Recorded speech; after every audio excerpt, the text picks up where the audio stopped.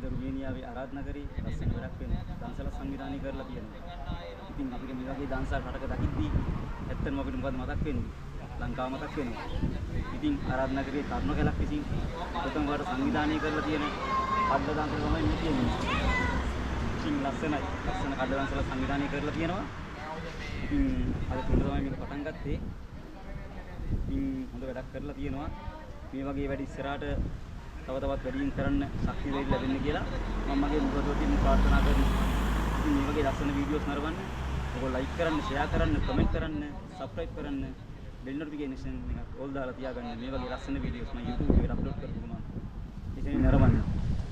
එහෙනම් අයි වීඩියෝ එක ඉස්සරහට යන්න.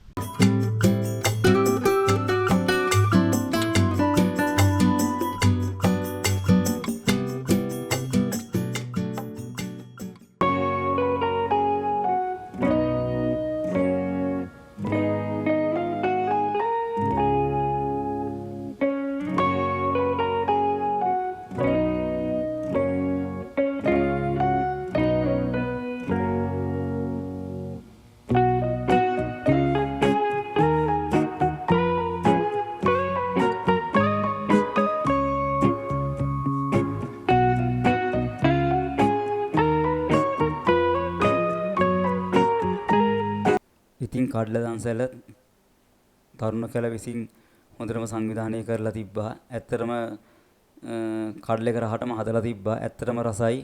ගොඩක් අය කන්නත් ඇවිල්ලා තිබ්බා. ඉතින් කට්ටිය ගොඩක් වැඩ පොළවල් වල ඉඳලත් ආවා කන්න කරන්න. කට්ටිය වැඩ ඒ ප්‍රශ්නත් තිබ්බා. ඒකන්ත සැරින් සැරේ තමයි කට්ටිය ආවේ. මේ වගේ ලස්සන වීඩියෝස් නැවතත් නරඹන්න, ලයික් කරන්න, ෂෙයා කරන්න, කමෙන්ට් කරන්න, සබ්ස්ක්‍රයිබ් කරන්න, බෙල් නොටිෆිකේෂන් එකත් ඕල් දාලා තියාගන්න. මේ වගේ ලස්සන වීඩියෝස් මම YouTube එකට අප්ලෝඩ් කරපු ගමන් එසැනින් නරඹන්න. එහෙනම් මේ වගේ වීඩියෝස් වැඩි වැඩියෙන් නරඹන්න, වැඩි වැඩියෙන් යාළුවන්ට ෂෙයා කරන්න. එහෙනම් යාළුවෝ සියලු දෙනාම පරිස්සමින් ඉන්න. ජය වේවා. ජේසුපීටයි. නීමයි වේදෙම්.